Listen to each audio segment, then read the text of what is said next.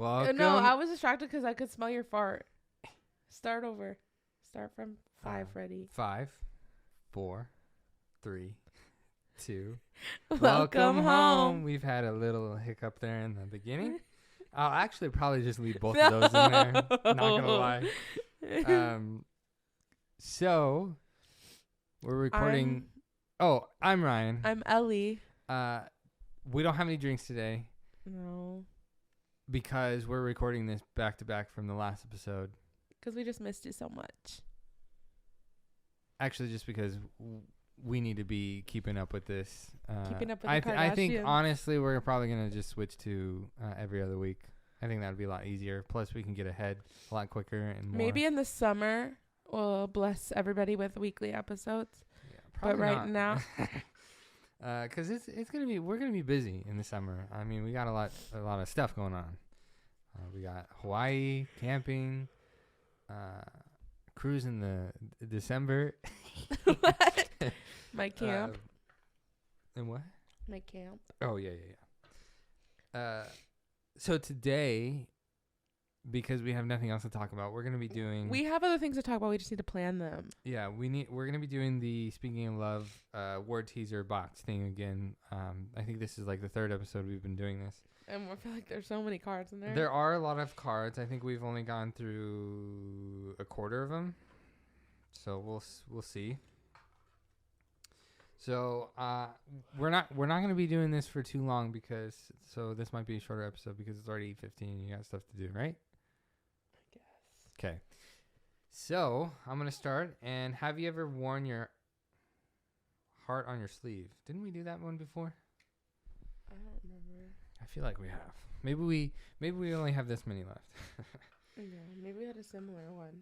Yeah. Have I ever worn my heart on a sleeve? Wearing your heart on your sleeve means that you are displaying your emotions openly. The saying goes back to the Middle Ages when, on Valentine's Day, young men and women would draw a name from a bowl and pin that name onto their sleeve as an expression of affection. It's almost like when someone has a tattoo of a heart and in the middle it says mom.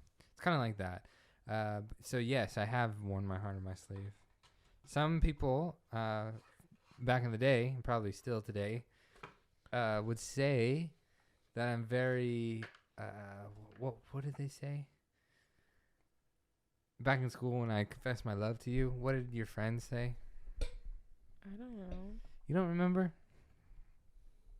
I fall in love easily or something like that. Really? Something like that. Are we going to say her name? I don't know. She's not your friend anymore. I think it's her. Maybe we can talk about this later. Okay. Okay. Too much time. Do you remember the first time you were head over heels in love? When you're head over heels in love, you are passionately in love.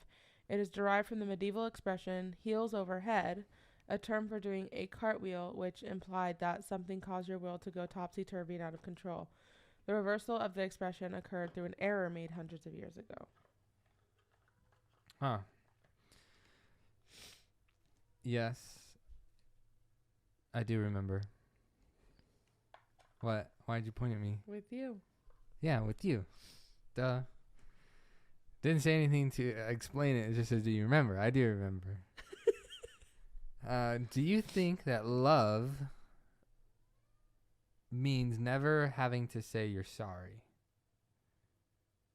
No. The sentiment became popular when the novel Love Story was turned into a popular movie. Don't think I've ever heard of that. No, it sounds awful. Yeah, sounds pretty awful to me because there are plenty of times when someone should be saying sorry and being sorry legitimately. So yeah, what? That's a weird question. that is kind of weird. I want some spicy ones up in here. Do you think our love is blind? Interesting. A Shakespearean phrase found in his play, The Merchant of Venice, implies that when you are deeply in love, you often fail to see the faults of the one you love. Oh. Studies have shown that feelings of love suppress activity in the areas of the brain that control critical thinking. Okay, Nick and Vanessa Lachey, get in on this. I guess it makes sense. Get in on this, guys. Love is blind. Maybe it shouldn't be blind. Yeah. I would say I don't think our love is blind. Not in this way, no. What do you think it's blind in the other way? Just like. I mean, it's not like. But in this, like specifically, no, not in this way. I think it's anti-blind because when I first saw you, I fell in love with you. And you yeah, would say but the like same based thing. on like our, does it make me not critically think and think you're amazing and perfect in all the ways? Oh God, no. No, like that's what that's saying. That's funny. Do you believe there is a Mr. Right or a Miss Miss? Right?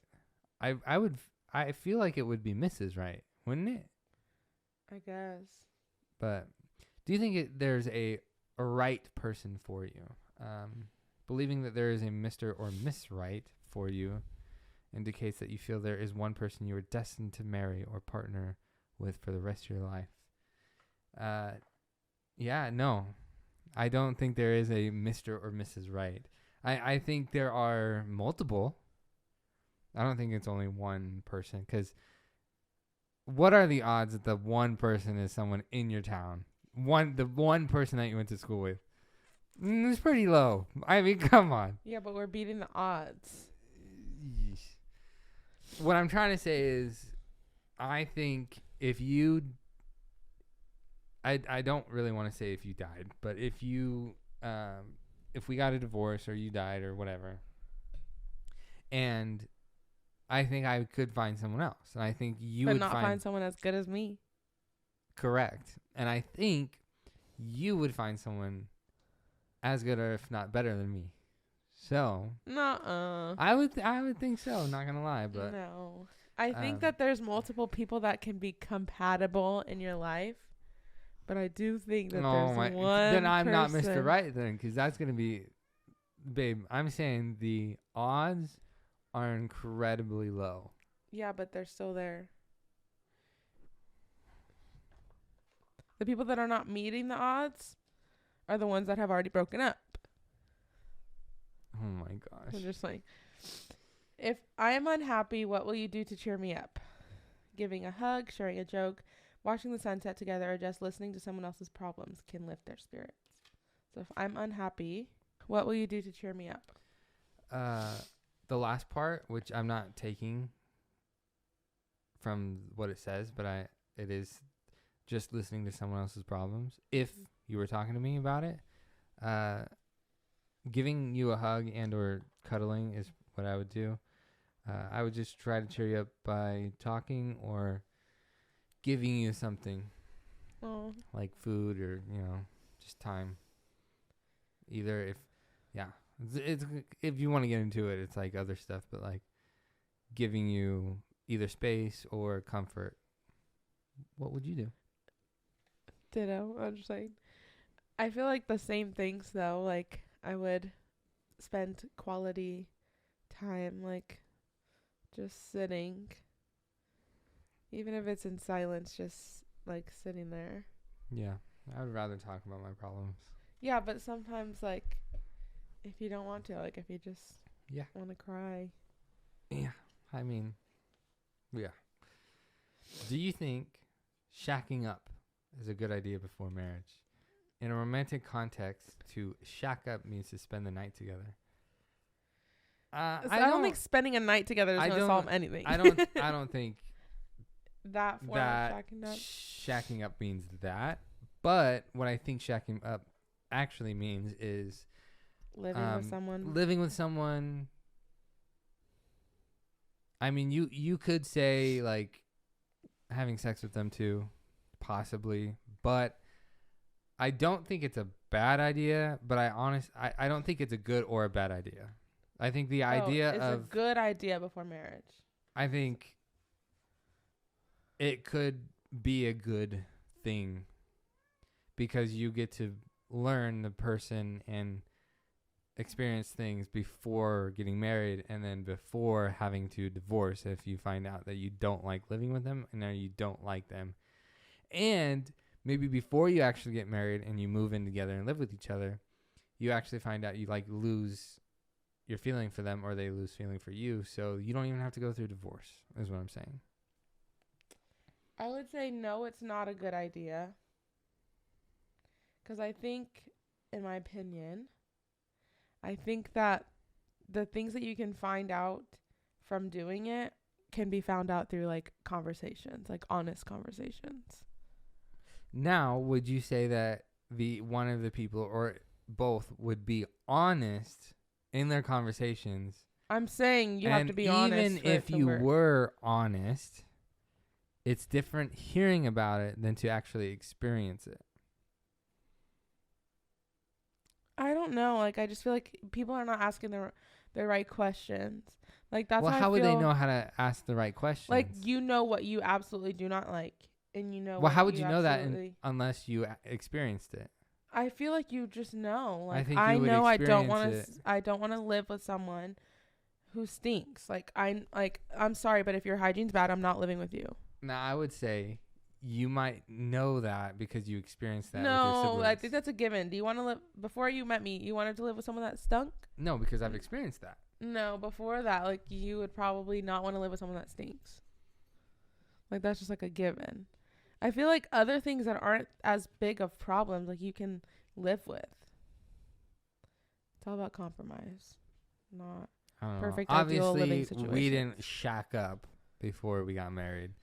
We grew up in different households too, so that's why we have somewhat different ideals about this too. But yeah, and I think I'm right and you're wrong. I didn't say that, and I wasn't gonna say that, but go ahead. It's your turn. Go ahead. This is kind of spicy. Let me hear it. It's not, but what physical aspects of me attracted you first? Your face. Most surveys indicate women and men are similar in this regard in that they first notice the eyes, smile, and hair when they meet. Yeah, your my face, my whole face. Yeah, especially your cheeks and your eyes. Thanks. Going back to that, and I got big cheeks. Lunchtime in the library, seeing you across the room. Yeah. What about you? Say it. I know what it is. You can say it because if you don't say it, I'm going to say it. Your face. Yeah. I liked your lips and I liked your curly hair. There we go. And your long eyelashes. Curly hair, guys. Yeah, I like that too. What did or will it take for you to be my main squeeze? To be one's main squeeze, to be one's primary romantic partner. What did it take for you? I'm just loyal from the beginning. What did it take, though? You just loyal from the beginning. I mean, if we're both interested in each other, boom. Yeah. Why interest other people? I would agree with that. Why entertain other people? But I just think main squeeze is funny. It is kind of funny here. What do you and I do that you look forward to? These days, tech-free dates have become popular, allowing couples to focus on each other without distractions. Couple massages are also extremely popular. So what do you and I do that you look forward to?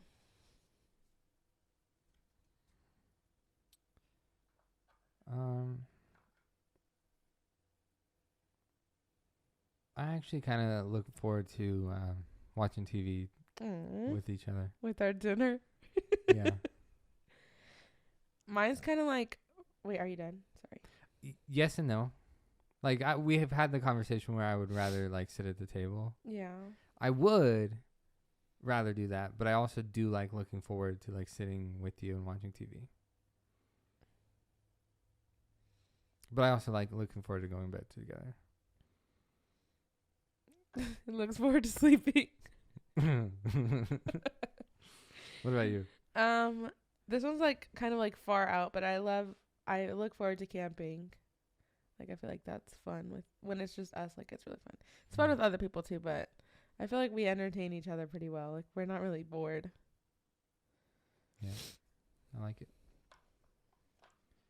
Wait. What? Is it your turn or my turn? Oh yeah, it's your turn. Sorry. Yeah. Where do you think the most romantic spot for a honeymoon would be these days? Road trip to Southern California. Yep. 4,000 years ago in Babylonia, a month's supply of a honey-based mead drink was provided to the groom after marriage. Months were based on the lunar calendar, so that period was referred to as the honeymoon. Popular honeymoon destinations are Hawaii and other tropical islands, Italy and Las Vegas. Italy, and Las Vegas. Vegas for your honeymoon sounds awful. So we were gonna go to Hawaii. I think we We mentioned it were. in our first episode, but we ended up taking a road trip down to California, L.A., Santa Monica, Mhm. San Francisco, and up to Oregon. This is like on the same topic but kind of off topic. But me and my neighbor coworker, we're talking about this literally the other day. But she asked me if me and Ryan, she was like, "Have you and your husband gone on a not a honeymoon? Have you and your husband gone on a road trip yet?" And I was like, "Oh, we went on one for our honeymoon." And she was like, "You're so brave," because she was like, "You learned so much about your spouse Yeah, on I a think honeymoon." also it wasn't as bad as she's making it seem. No, I think like especially if you've you don't know each other very like I get not very well, but if Oh. you've never traveled with them, it's different if you've never traveled with them. Yeah, I guess, but I think it ties into the card earlier about shacking up. Well, so. that's why I was like, I need to be careful what I say. Yeah, that's what. Yeah. But Okay. like, I Okay. don't mean like. I think not, deep down inside, though, you agree with me about the shacking up. I don't. I think you do. I don't. But like, traveling is different. Like, how many times does this person have to go pee? How hangry are they gonna be? Oh. Like I don't know if those are. I don't know. Mm-hmm. What? Nothing. I'm just agreeing with you. When do you feel most romantic? For many. Oh, wait. We didn't necessarily. I mean, did you answer this? Because, like, to me, I think the most romantic spot for a honeymoon is just, like, maybe a place that connects both of the people. Yeah, that. Or I also just feel like a place that you both pick and you're Mhm. excited to go. Because I feel like society nowadays, I feel like a lot of the wedding planning is just up to the bride. And, like, she wants to go to Cancun, you're both going to Cancun. And, like, the husband's just strung along. Yeah. Or, like, I feel like that's typical, you know? But I feel like it could be anywhere as long as you're both just, like, you choose it and you're both excited to go. Like, you could go an hour away from where you live, and I feel like it could be fun. Mm-hmm. But Go ahead. when do you feel most romantic? For many women, it's usually when there's a feeling of close connection. For men, it's often when their wives are openly affectionate. When do you feel most romantic? I think I would agree with the latter. When Yeah. I'm openly affectionate? Yeah. So you're a stereotypical man? And I'm just like, Yeah, I would guess so, yeah. okay. So I need to be more openly affectionate? Yeah. I feel like I am. Okay, we've had that conversation. I'm telling you. Couples therapy session is going to be I'm the telling title. you. Yeah, it's going to be one of the next episodes. What? No. Yeah, all the beans will be spilled. And this video is sponsored by BetterHelp. BetterHelp.com. That's betterhelp.com/welcome home. Just kidding. That's not a real one. That's not a real one. Do not try to put that discount code in. Yeah. When do you feel most romantic? I'm always romantic. That scared the crap and it out of ruined the me. moment. I'm always romantic. Yeah.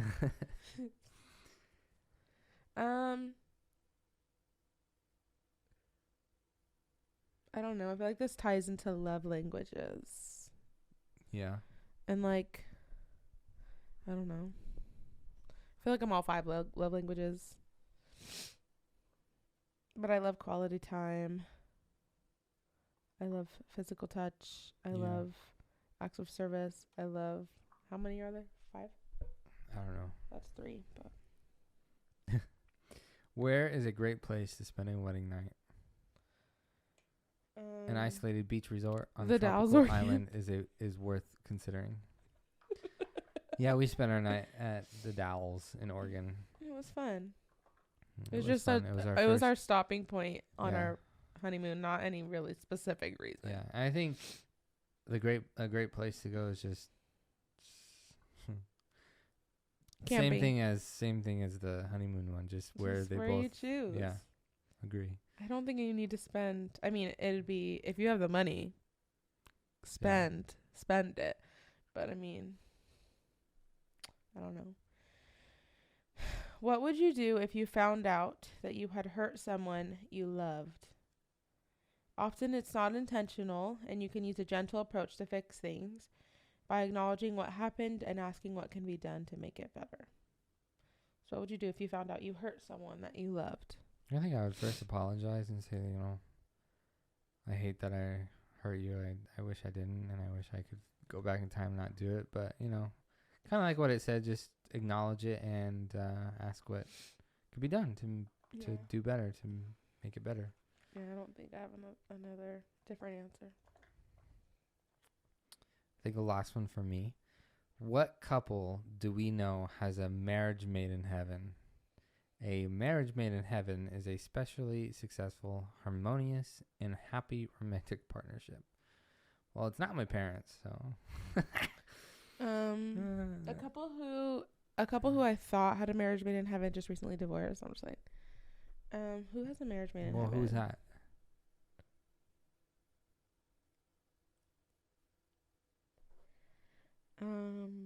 I still don't know what you said. I mean, what exactly is a marriage made in heaven? Yeah. I mean, not every marriage. I mean, no marriage is perfect, I would say. I mean, my parents are still happily married. But, like, I don't know if it's a marriage made in heaven. Like, what's a marriage made in heaven? Yeah. I guess a marriage that you know or that you don't know of any of their problems is one that you would mention. Just, like, I don't know. Who else besides my parents? Like, I feel like that's just an easy out. So I think that really means that there is no marriage made in heaven. We'll go with that. Okay, I guess last card for me. Do you believe that all you need is love? John Lennon wrote All You Need Is Love for the Beatles in June of 1967, leading into what was known as the Summer of Love. So we can get very, like, we get very deep with this one. Political and deep on this one.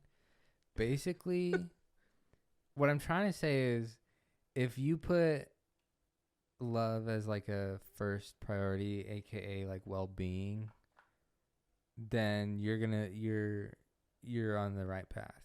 I think it depends on what you constitute as love. Like, if effort and commitment and all of that is love, then yes, all you need is love. But like, if love to you I guess in it, maybe in a relationship aspect, I think there does need to be more than just love, that feeling. There does need to be commitment and but if action. you think that like commitment and action is part of love, like when you love someone, you're committed and you put in effort, then yes.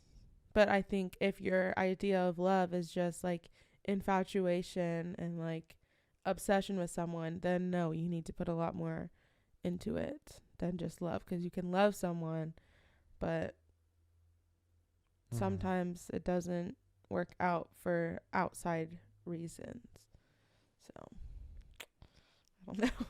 Yeah, I think that is a good place to stop and wrap up.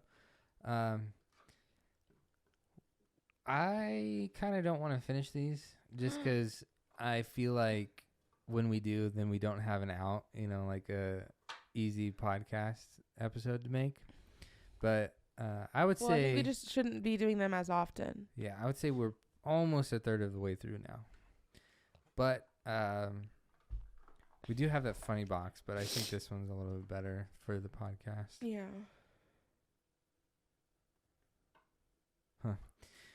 So yeah. Elie got me in trouble when I ended the last podcast episode because I forgot to mention a few things. Basically, sleeping on the couch. What she told me to say is we have a YouTube channel, Welcome Home Podcast. You can find that, the video version of this podcast. If you're watching it, hello. We also have a Spotify and Apple. Excuse me, dinner's coming back up.